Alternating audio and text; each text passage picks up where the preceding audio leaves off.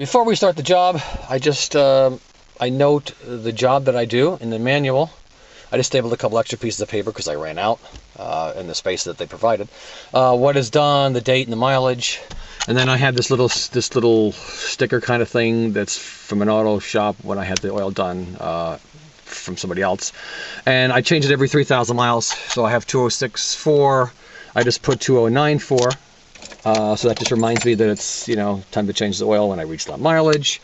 And changing the oil is a simple drain and fill procedure. So if you have the means to jack the front of your car up securely, safely, go for it. A 94 Civic. Tools you need are a drain pan.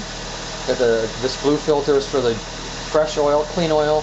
The red one is to drain the old oil out into an old container like that. And assorted rags. I have cardboard to go underneath around the pan in case anything spills out. This is basically the tools you need. This one is 11/16 to get the drain plug nut off, filter, new oil, latex gloves. First what we're going to do is we're going to elevate the front of the car. Okay, we've warmed the car up. I suspended the lift of the front end up. Fortunately I have car ramps, so I'm able to do that. I'll loosen the cap first. Just keep it like that. Then I'm going to go underneath the car. And the drain plug is right here. We're going to loosen that drain plug, let it drip into the pan, and see I have this stuff surrounding it just so I don't have anything dripping onto the driveway. Okay, we're going to replace this washer. I usually replace the washer every other oil change because these are pretty good. And I don't change them every time. So the oil is just down to a drip now. So I'm going to put this on. Like that. As I get it on tight, I'm going to clean around the perimeter, the extra oil and stuff. It's an older car, so it has a little leak. Okay, I'll just tighten this on.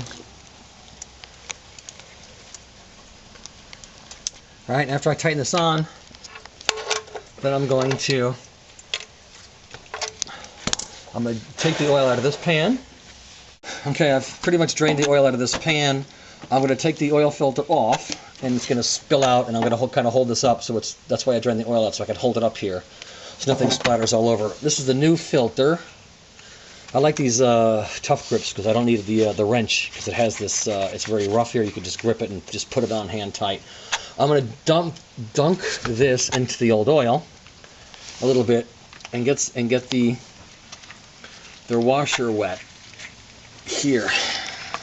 Get this wet so when you got to take it off in a few months, it's not impossible to take off. So I just put the old oil onto that ring, that rubber ring, so it helps. I'm going to set that aside.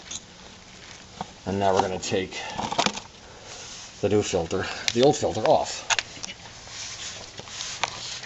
Okay, we've installed a new filter. I do it hand tight. I don't use an oil wrench because again, the filter has that very rough texture grip on it, and you can just tighten it by hand and it's fine. It doesn't leak.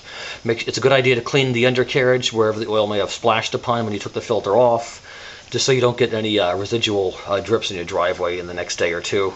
I clean pretty thoroughly, so I usually don't have that problem, but it's a good idea to keep a rubber mat or even cardboard under your car overnight, just in case there is a drip, so you don't get it in your driveway.